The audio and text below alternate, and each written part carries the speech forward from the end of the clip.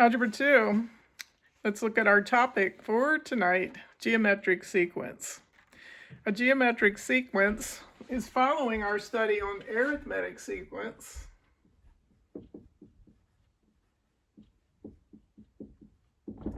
So we saw in an arithmetic sequence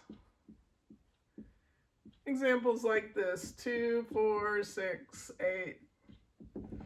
Notice in this sequence we added a number to each number to get the next number. In a geometric sequence,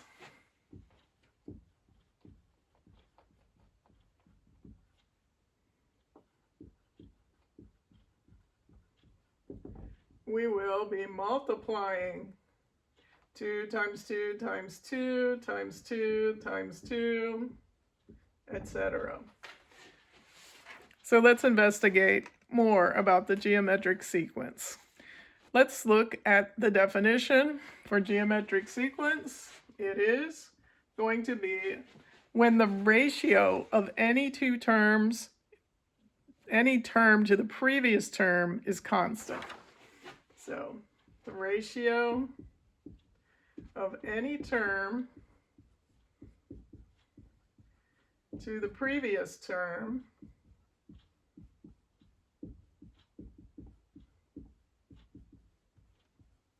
is constant. So you can see in the example above this definition that when we take a ratio, remember a ratio, we're expecting a fraction. So we're going to make a fraction of every term with the term previous. 4 over 2, which is 2, 8 over 4, which is 2, 16 over 8, 32 over 16, and so on. So you can see the ratio of any term to the term previous creates a fraction that is the same in every two terms, every two consecutive terms. So that ratio is called R, and its name is the common ratio. You remember in arithmetic land, we had D for the common difference. That's what we added to each term to get the next. So now we're with R, the common ratio. It's what, not ratio. Ratio, the common ratio is what you'll multiply each term to get the following term. Let's look at an example. I'll look at several examples. So always pause if you need more time to get the notes down. So let's do 81, 27, 9, 3, and 1. And let's look at 1, 2, 6, 24, and 120. Let's look at 3, 9, 27, 81, 243. And let's look at negative 16, negative 9, negative 2, 5, 12, 19. Let's look at minus 64, minus 2, 0, 2, 64, and 486. And one more. 2, negative 4, 8, and negative 16. The question is this geometric? Is this a geometric sequence? And if it is, identify R.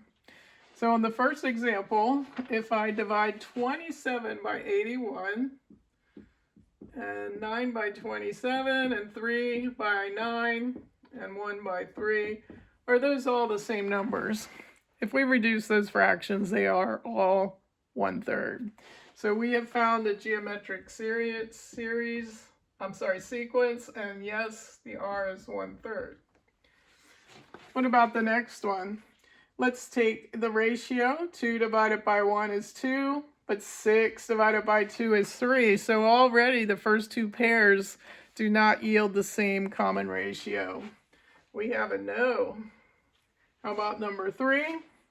9 divided by 3 is 3. 27 divided by 9, 3. And all of these will yield a yes. with a common ratio of 3. Negative 9 divided by negative 16 is 9/16, which does not reduce. So, and negative 2 divided by negative 9 is 2/9. So those are not the same. And way down here, you get 12 divided by 5. That's a positive number. Oh, these were positive as well once you do the division. But 5 divided by negative 2 is like 2.5. So we definitely have no common ratio. On this one, negative 2 divided by negative 64 reduces to 1/32. 0 divided by negative 2 gives me 0. 0 divided by any number gives me 0. And look at this, if we go and grab 2 divided by 0, that's a mathematical impossibility. So can 0 be in any sequence and call it geometric? No. No. That's a giveaway. When you see that 0 in the sequence, the answer for geometric is no. All right, and here, unless they're all 0, I guess that might work. All right, let's look at this last one. Negative 4 divided by 2 will give me negative 2. 8 divided by negative 4, negative 2. Negative 16 divided by 8, negative 2. We have a yes, and the R is negative 2. So this one is a good picture of the fact that R can be negative. Notice it causes that alternating sign. All right.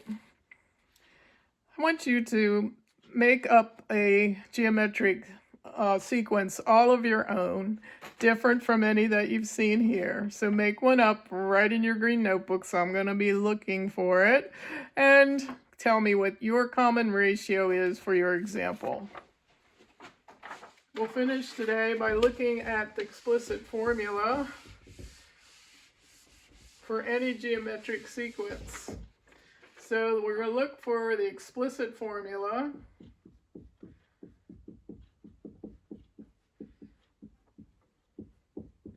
Remember, for arithmetic, we had a sub n equals a sub 1 plus n minus 1 times d. And that would get us any member of any arithmetic sequence. Now we're going to look for a similar formula, and you need to memorize that one or recreate it. We need to do the same thing for a geometric sequence. So let's start. Here are some terms, and we're looking for the nth term. So at the end of our story, we want a sub n equals. So let's see, the first term in a geometric sequence is a sub 1. Then to get the second one, we take the first term and multiply it by the common ratio.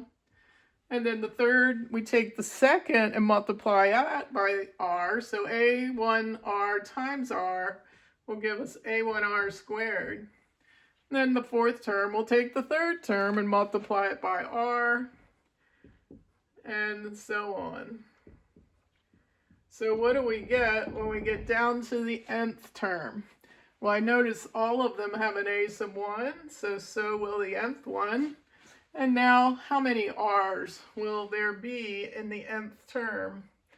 Well, the first term had no r's, the second had 1, the third had 2, and so on. You can see it's always 1 below the number of term, so n minus 1. That is the explicit formula for any term in a geometric sequence. Memorize it or be able to think it through like we just did to recreate it. Let's use it, I guess, for just one example, and I'll leave you one. So let's use this. Let me move this up.